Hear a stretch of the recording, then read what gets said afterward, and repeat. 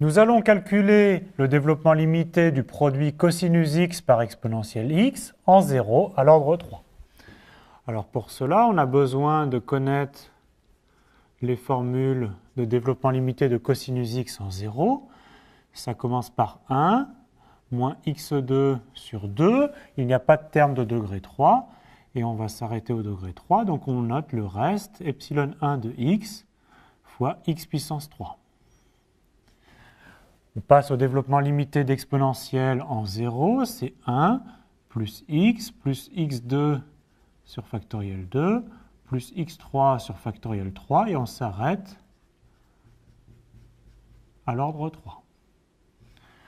Donc ici, je vais noter les différentes fonctions epsilon i qui vont intervenir.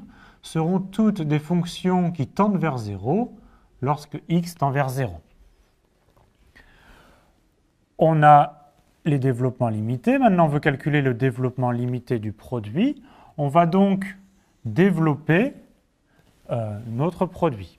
Donc pour cela, je fais multiplier par 1 par la parenthèse, puis chacun des termes par la parenthèse. Donc ça commence par 1 multiplié par 1 plus x2 sur 2 plus x3 sur factoriel 3, j'ai noté x3 sur 6, plus epsilon 2 de x puissance 3.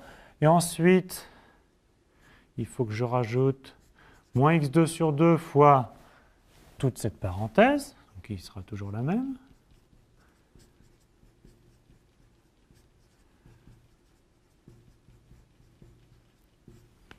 Et enfin, je dois multiplier par le reste.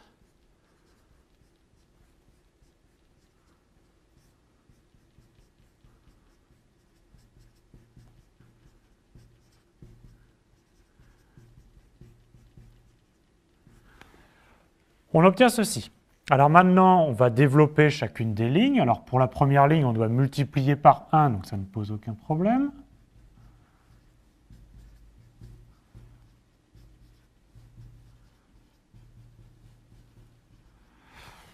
Faisons le calcul pour la deuxième ligne. Donc on doit multiplier par moins x2 sur 2. Donc ça commence par moins x2 sur 2. Ensuite, moins x2 sur 2 par x, donc moins x3 sur 2. Puis moins x4 sur 2 fois 2. Puis moins x5 sur 12. Et ensuite, moins epsilon 2 de x divisé par 2 multiplié par x à la puissance 5. Ceci pour la deuxième ligne. Alors faisons le calcul pour la troisième. Ça donne plus epsilon 1 de x multiplié par x puissance 3 plus epsilon 1 de x multiplié par x puissance 4 plus epsilon 1 de x divisé par 2 multiplié par x puissance 5 plus epsilon 1 de x divisé par 6 multiplié par x puissance 6 plus les deux restes, epsilon 1 de x fois epsilon 2 de x multiplié par x à la puissance 6. Alors, faisons un peu le bilan de ce qu'on a fait. On veut un développement limité à l'ordre 3. Donc en fait, on va s'intéresser uniquement aux termes de degré 1, de degré 0, de degré 1, de degré 2 et de degré 3. Les termes de degré 4, de degré 5 ou de degré 5 multiplié par quelque chose qui tende vers 0, on va s'en débarrasser de la façon suivante. On factorise par x puissance 3 et on peut considérer qu'en factorisant par exemple x4 par x puissance 3, c'est donc x fois x puissance 3, c'est bien une fonction x qui tend vers 0 quand x tend vers 0. Même chose ici, on factorise par x puissance 3, c'est donc x2 fois x puissance 3. Ici, c'est epsilon 2 fois x2 fois x puissance 3. Et donc, on peut regrouper tous ces termes sous la forme epsilon 3 de x fois x puissance 3, et epsilon 3 vérifie bien notre condition. Et on peut faire la même chose ici. En fait, toute cette ligne, si on factorise par x puissance 3, c'est bien de la forme epsilon 4 de x fois x puissance 3. Donc en fait, on va avoir beaucoup moins de termes qu'on peut penser. Et on va maintenant regrouper ces termes par degré. Alors on commence par le degré 0, c'est-à-dire les constantes. On a uniquement la constante 1. Les termes de degré 1, c'est-à-dire avec les coefficients de x, on n'a que x avec le coefficient 1. Et ensuite, les termes de degré 2. Alors on a donc ici x2 sur 2 pour la première ligne, on a moins x2 sur 2 pour la deuxième. Voilà pour les termes de degré 2. Les termes de degré 3, on a x3 sur 6 et moins x3 sur 2. Et maintenant, on a les restes. Alors, on a dit qu'on avait le reste de la première ligne, le reste de la deuxième ligne et le reste de la troisième ligne. C'est presque fini. On n'a plus qu'à réécrire ça de façon un peu plus propre pour obtenir le dl de cosinus x fois exponentielle x en 0 à l'ordre 3. Ça commence donc par 1, ensuite plus x. Les termes de degré 2 se simplifient. Et ensuite, le terme de degré 3, ça fait donc le coefficient 1 sixième moins 1 demi, ça fait donc moins 1 tiers de x3. Et je regroupe mes trois restes en factorisant par x3 sous la forme epsilon 5 de x fois x3, où epsilon 5, c'est en fait epsilon 2 plus epsilon 3 plus epsilon 4, qui est toujours évidemment une fonction qui tend vers 0 quand x tend vers 0. Et voici donc le développement limité de notre fonction en 0 à l'ordre 3.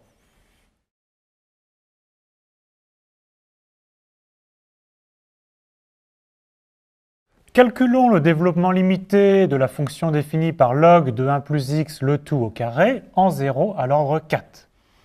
Alors en fait, log de 1 plus x le tout au carré, c'est log de 1 plus x multiplié par log de 1 plus x. Et on connaît le développement limité de log de 1 plus x, c'est x moins x2 sur 2 plus x3 sur 3. Et alors même si on veut un développement limité à l'ordre 4, on va s'apercevoir qu'il suffit de s'arrêter à l'ordre 3. Donc ça, c'est pour la première parenthèse, et c'est évidemment la même chose pour la deuxième parenthèse.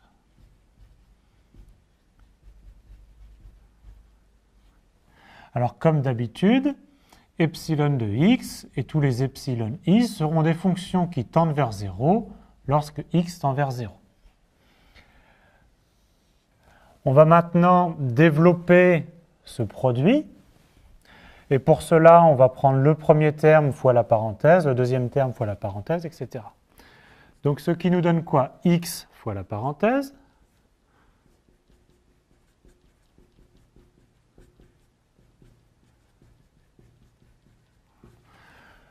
Moins x2 sur 2 fois la parenthèse.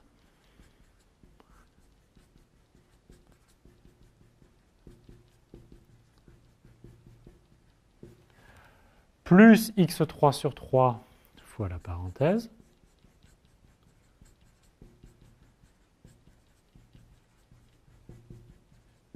Et enfin, on n'oublie pas qu'on a ici le reste à multiplier toujours par notre même expression.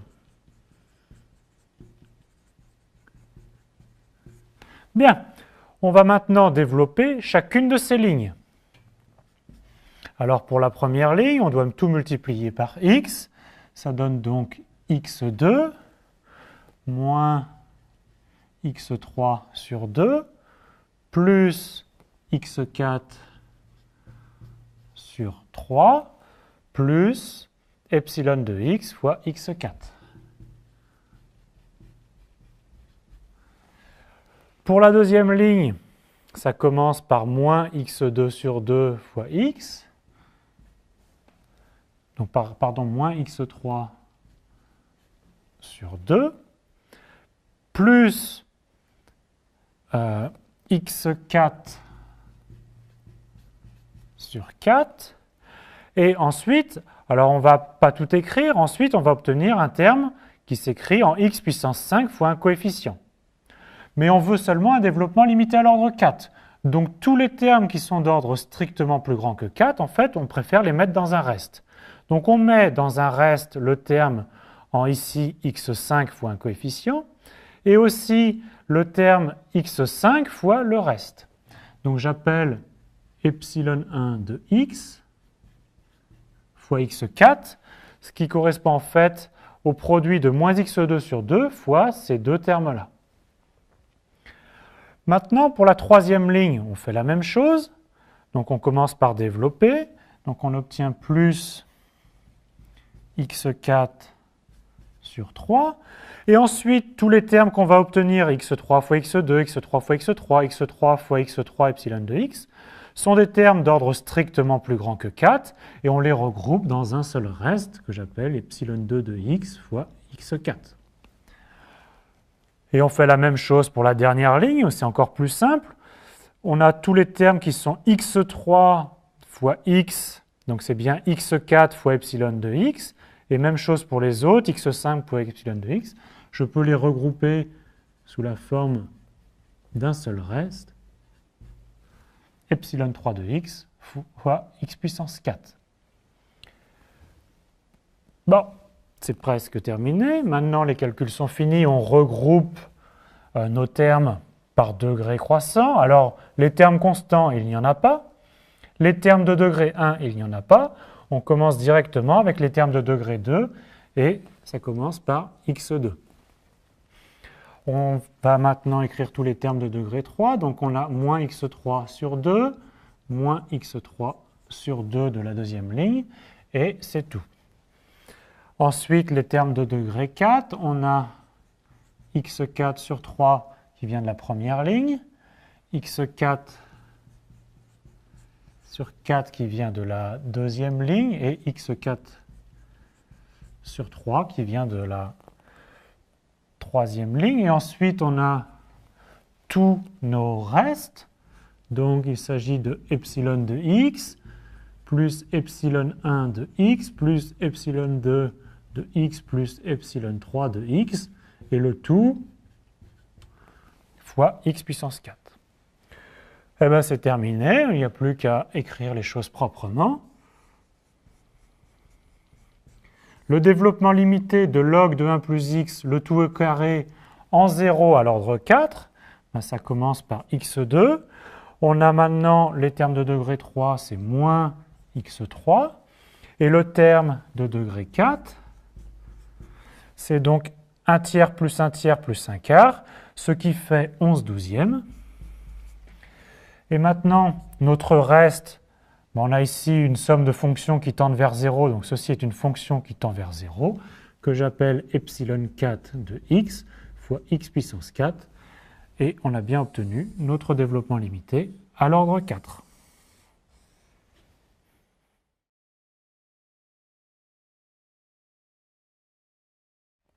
Nous allons calculer le développement limité de la fonction définie par sinus hyperbolique de x moins x, le tout divisé par x cube, en 0 à l'ordre 6. Alors on va essayer en commençant par calculer le développement limité de la fonction sinus hyperbolique en 0 à l'ordre 6. Alors comme ça correspond à la partie impaire de l'exponentielle, c'est le développement limité, c'est x plus x3 sur factoriel 3 plus x puissance 5 sur factoriel 5. Il n'y a pas de terme de degré 6, donc on peut directement écrire un reste, epsilon de x fois x puissance 6, ou comme d'habitude, epsilon de x tend vers 0 lorsque x tend vers 0. Maintenant, ce qu'on veut, c'est sinus hyperbolique de x moins x, et donc ça correspond bien à x3 sur factoriel 3 plus x puissance 5 sur factoriel 5 plus epsilon de x, x puissance 6. Et on veut ensuite diviser par x au cube. et donc je divise par x au cube.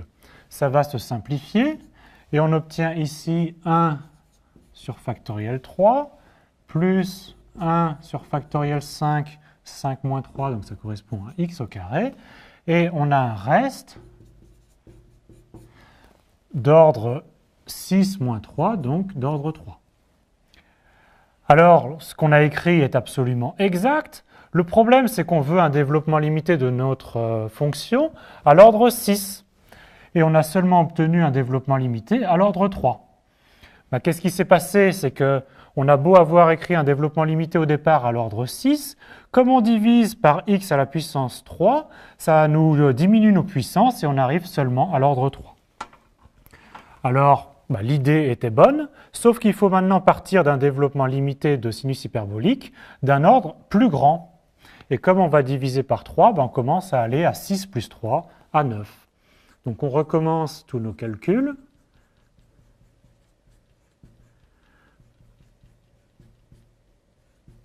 Mais on pousse un petit peu plus loin, donc plus x7 sur factoriel 7, plus x9 sur factoriel 9, et plus un reste qui est maintenant d'ordre 9. Et on fait la même chose. On calcule maintenant shx moins x. Donc quand on fait moins x, le premier terme ici disparaît. Et donc on a x3 sur factoriel 3, plus x5 sur factoriel 5, plus x7 sur factoriel 7, plus x9 sur factoriel 9, plus un reste d'ordre 9. On divise tout par x au cube. Ce qui fait que toutes les puissances diminuent de 3.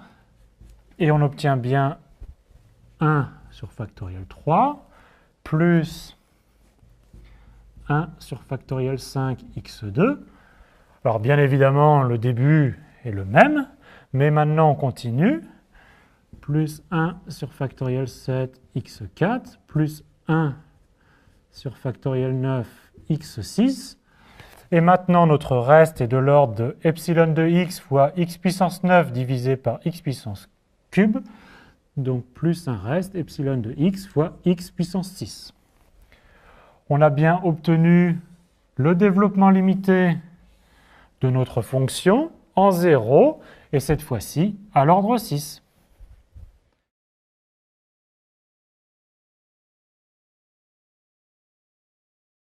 On va calculer le développement limité de la composée exponentielle de sinus x en 0 à l'ordre 4. Alors on aura besoin du développement limité de sinus x en 0 à l'ordre 4. C'est x moins x3 sur factoriel 3. Il n'y a pas de terme d'ordre 4, donc on peut directement écrire le reste d'ordre 4. Et je note à partir de maintenant petit o de x puissance n pour une fonction epsilon de x fois x puissance n, où epsilon de x tend vers 0 lorsque x tend vers 0. Cela va éviter d'avoir des epsilon 1, epsilon 2, etc. J'ai aussi besoin du développement limité de l'exponentielle en 0. Alors je vais changer le nom de la variable, je vais appeler ça u la variable, et je vais prendre le développement limité d'exponentielle u lorsque u tend vers 0, c'est donc 1 plus u2 sur factoriel 2, plus u3 sur factoriel 3, plus u4 sur factoriel 4, et l'ordre 4 sera suffisant. Maintenant, que va être u? On veut calculer exponentielle de sinus x. Donc je vais poser u est égal à sinus x. Et lorsque x tend vers 0, ça implique que u comme fonction de x tend aussi vers 0. Donc maintenant, ma fonction exponentielle de sinus x va faire intervenir u, mais aussi u carré, u cube, et u puissance 4, et petit o de u puissance 4. Donc j'ai déjà calculé u, j'ai déjà l'expression de u, je vais avoir besoin de l'expression de u au carré. Alors u au carré, c'est x moins x3 sur factoriel 3 plus petit o de x puissance 4 au carré, donc je le multiplie par lui-même.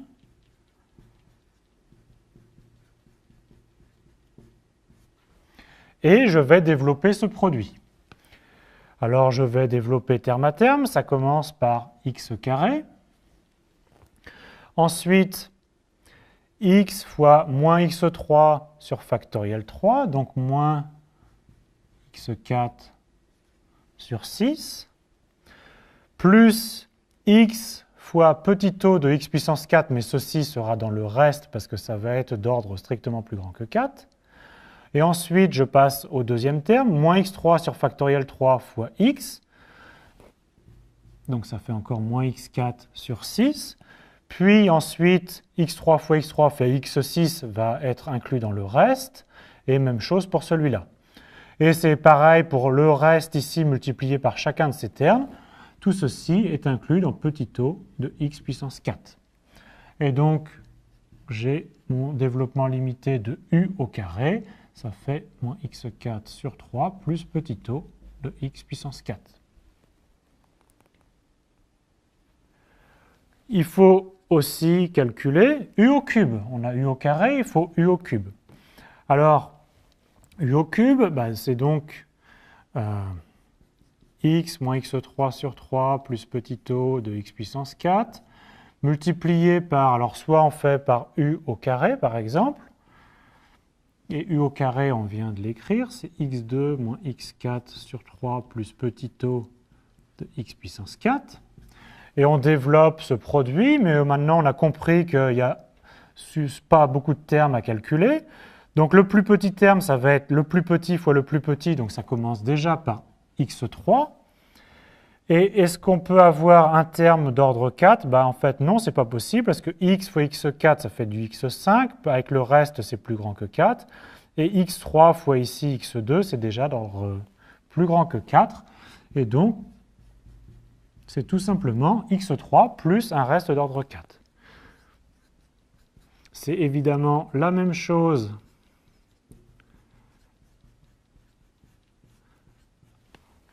avec u4. Le seul terme de degré plus petit que 4, c'est x puissance 4, et tous les autres termes sont d'ordre plus grand que 4. Alors, qu'est-ce que c'est que petit o de u4, donc qui apparaît ici? C'est en fait une fonction epsilon de u fois u à la puissance 4. Mais on peut réécrire ceci sous la forme d'une fonction, alors ce n'est pas tout à fait la même, donc je vais l'appeler epsilon prime de x. Et regardez, u, ça se comporte comme x, et donc en fait, on peut réécrire epsilon de u fois u puissance 4 sous la forme d'une fonction epsilon prime de x fois x puissance 4, ou bien sûr, epsilon prime de x tend vers 0 lorsque x tend vers 0. C'est-à-dire, c'est exactement un petit o de x puissance 4. On a fait tout le travail préparatoire pour calculer exponentielle u, enfin le développement limité. Donc maintenant, on écrit exponentielle de sinus x. On a dit que c'était 1 plus u plus 1 sur factoriel de u2 plus 1 sur factoriel 3 u3 plus 1 sur factoriel 4 u4 plus petit o de u4. Mais on a calculé u, u2, u3, u4, petit o de u4, et donc il y a juste à remplacer. Donc ça commence par 1 plus notre expression de u.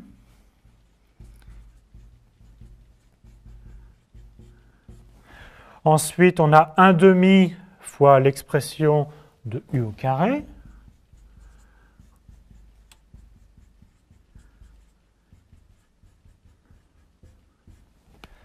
Plus 1 sur factoriel 3, donc 1 sixième de u au cube, mais qui est juste x3 plus petit o de x4, plus 1 24e de u4,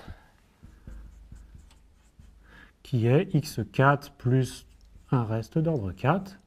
Et on a dit, on doit aussi rajouter plus petit o de x4. Les calculs sont presque finis. Il faut maintenant regrouper les termes par ordre de degré croissant. Le terme constant, il n'y a que 1. Le terme d'ordre 1, il n'y a que x. Le terme d'ordre 2, il n'y en a qu'un, c'est 1 demi de x2. Maintenant, les termes d'ordre 3, il y a moins 1 sixième, mais aussi plus 1 sixième, donc ça fait 0 pour les termes d'ordre 3. Et les termes d'ordre 4, on a moins 1 sixième plus 1 24e de x4, ce qui fait en fait moins 1 huitième de x4. Et tous les restes sont des petits taux de x4, et donc la somme de petits taux de x4 fait bien un petit taux de x4. Donc on vient de trouver le dl de la composition exponentielle de sinus de x en 0 à l'ordre 4, c'est 1 plus x plus 1 demi de x2 moins 1 huitième de x4 plus un reste d'ordre 4.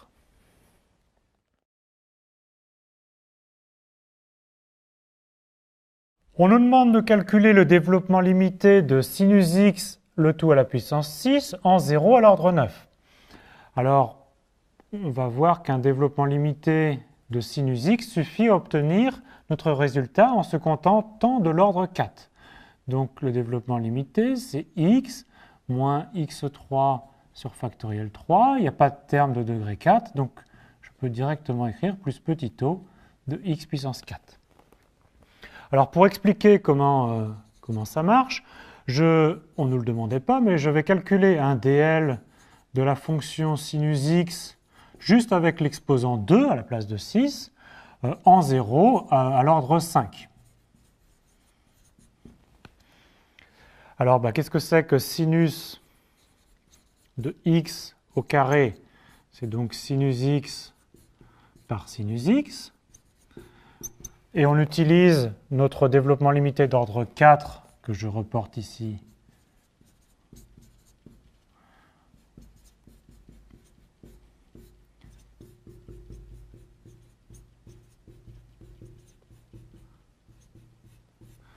Les deux fois. Maintenant, il s'agit de développer cette expression. Donc, on va commencer par développer x fois la parenthèse. Donc, ça nous donne x2 moins x5 sur factoriel 3, donc moins x4 divisé par 6, plus x petit taux de x4. Donc ça, c'est pour x fois la parenthèse. Ensuite, on a moins x3 sur factoriel 3 fois la parenthèse. Donc ça commence par moins x4 sur 6 plus x6 divisé par 6 fois 6, 36, et moins x3 sur 6, petit taux de x4. Et il y a ensuite petit taux de x4 fois le reste, donc plus x petit taux de x4, moins x3 sur 6 petit taux de x4, et enfin petit taux de x4 fois petit taux de x4. Alors pourquoi est-ce qu'on a bien obtenu un développement limité en 0 à l'ordre 5? On a d'abord le terme x2. Les termes de degré 4, on en a 2. Donc ça fait moins 1 tiers de x4. Et ensuite, ce qu'on a obtenu, ce sont des termes d'ordre plus grand que 4. Mais qu'est-ce que c'est que x par petit taux de x4? Il faut se souvenir ce que c'est que la notation petit taux. La notation petit taux de x4, c'est epsilon de x fois x puissance 4, où epsilon de x tend vers 0 lorsque x tend vers 0. Mais ceci, comme j'ai multiplié par x, ça s'écrit aussi epsilon de x fois x à la puissance 5, et c'est donc un petit taux de x puissance 5. Donc ce que j'ai ici est bien un petit taux de x puissance 5. Ici, x puissance 6 est aussi un petit taux de x puissance 5.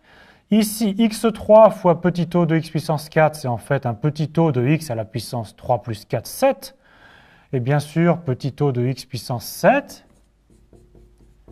c'est epsilon de x fois x puissance 7. Je peux bien l'écrire x2 fois epsilon de x fois x puissance 5. Et bien sûr, cette fonction-là tend toujours vers 0 lorsque x tend vers 0. Et donc, c'est bien un petit o de x puissance 5. Même chose pour ici, même chose pour là. Et petit o de x puissance 4 fois petit o de x puissance 4, ben c'est en fait une fonction epsilon 1 de x fois x puissance 4 fois une fonction epsilon 2 de x fois x puissance 4. Mais ça nous donne une fonction de x fois x puissance 8, donc en particulier une fonction qui peut s'écrire epsilon de x fois x puissance 5, et c'est bien un petit o de x puissance 5. Donc tout ça pour dire qu'en fait, on n'a plus que deux termes qui comptent, x2 est moins un tiers de x4, plus ensuite, tout le reste, c'est un petit o de x puissance 5. Donc, on n'aura plus besoin de faire tous ces calculs. On va juste remarquer les termes qui importent. Alors, revenons maintenant à notre DL de sinus x à la puissance 6 en 0 à l'ordre 9, comme c'était demandé. Donc, qu'est-ce que c'est que sinus x à la puissance 6? Eh bien, c'est sinus x fois sinus x fois sinus x 6 fois. Je remplace sinus x par mon développement limité que j'ai obtenu.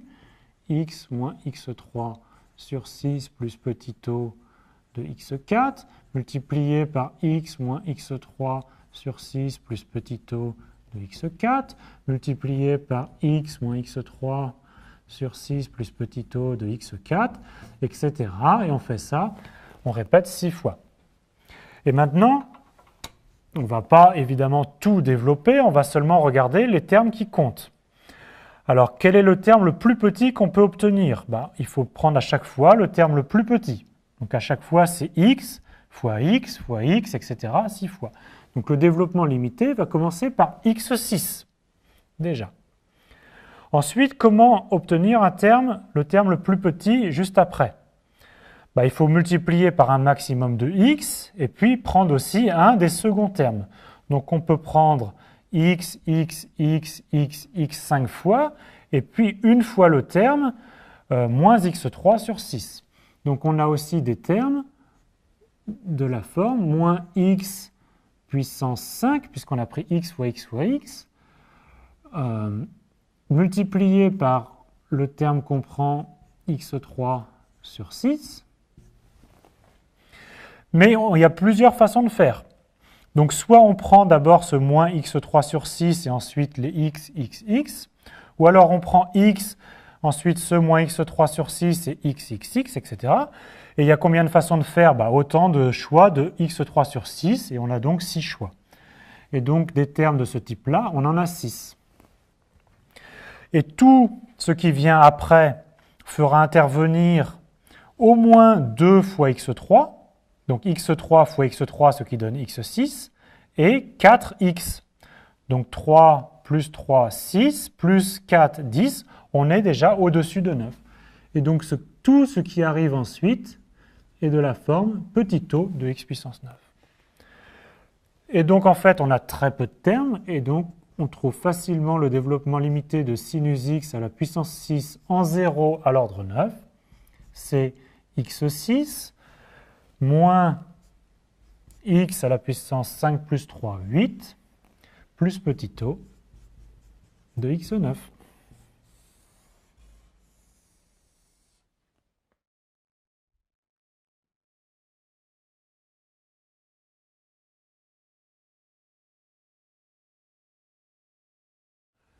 Revenons sur deux opérations élémentaires qu'on peut faire avec les développements limités. Donc on part d'une fonction f qui a un développement limité à l'ordre n, c'est 0 plus c1 fois x plus c2 fois x2, etc. Donc c'est bien un développement limité en 0 à l'ordre n. Même chose pour g, on lui écrit son développement limité en 0 à l'ordre n avec certains coefficients di. Et tout d'abord, ce qu'on peut faire, c'est dire que la fonction somme f plus g admet un développement limité à l'ordre n, et on peut même, bien sûr, calculer le développement limité de f plus g, qui s'obtient simplement en additionnant les coefficients. Le coefficient constant est la somme des coefficients constants, le coefficient devant x est la somme des coefficients devant x, etc.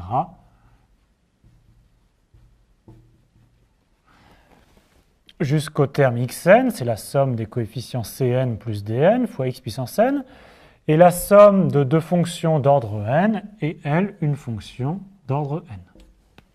Alors on peut aussi multiplier deux développements limités. Si on a deux développements limités d'ordre n d'une fonction f et d'une fonction g, alors la composition f fois g admet aussi un développement limité d'ordre n, mais c'est un petit peu plus compliqué de l'expliciter. Alors f fois g de x, c'est f de x fois g de x. On écrit chacun des développements limités pour f et pour g. Et maintenant, il faut développer. Alors on développe en commençant par les termes de plus petit degré. Donc d'abord par les termes constants. Donc le terme constant pour le développement limité du produit, c'est C0 fois D0. Maintenant, on cherche le terme d'ordre 1, donc qui correspond au coefficient x une fois qu'on a développé. Pour obtenir un terme d'ordre 1, on fait d'abord C0 fois D1 fois x, et donc on a ce coefficient-là. Mais il y a aussi C1 fois x fois D0, donc on a aussi plus C1 D0 fois x. Donc pour obtenir le développement limité du produit, il ne faut pas juste multiplier les coefficients 2 à 2, c'est plus compliqué que ça. Alors continuons, on va aussi calculer le terme qui correspond au degré 2. Alors comment est-ce qu'on peut faire degré 2 ? On peut faire constante fois degré 2. Donc on a d'abord C0 D2. On peut faire degré 1 fois degré 1.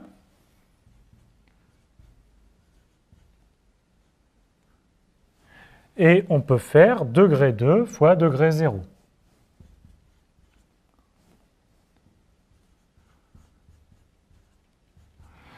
Donc vous voyez, les termes deviennent de plus en plus compliqués. Et alors, on n'a pas forcément besoin de tout développer parce qu'on veut seulement un développement limité à l'ordre n. Donc si on a des monômes avec des puissances x à la puissance quelque chose où la puissance est strictement plus grand que n, on peut oublier tous ces termes. Et donc on continue comme ça jusqu'à un certain coefficient compliqué de x puissance n. Et tous les coefficients qui vont dépasser x puissance n, on les ajoute dans petit o de x puissance n. Alors on peut résumer ça de la façon suivante. Si on écrit que le développement limité de f de x s'écrit tout d'abord un polynôme de degré inférieur ou égal à n plus un reste, celui de g un polynôme de degré inférieur ou égal à n plus un reste. Comment est-ce qu'on calcule le développement limité de f de g de x ? Il s'agit de calculer le produit des deux polynômes. Voilà. Mais tout ce qui dépasse les puissances n, on doit les oublier. Donc dans ce produit c de x fois d de x, on doit oublier tous les monômes qui sont d'ordre strictement plus grand que n, et donc on appelle ça tronqué à l'ordre n, et on n'oublie pas, on les place dans le reste plus petit o de x puissance n.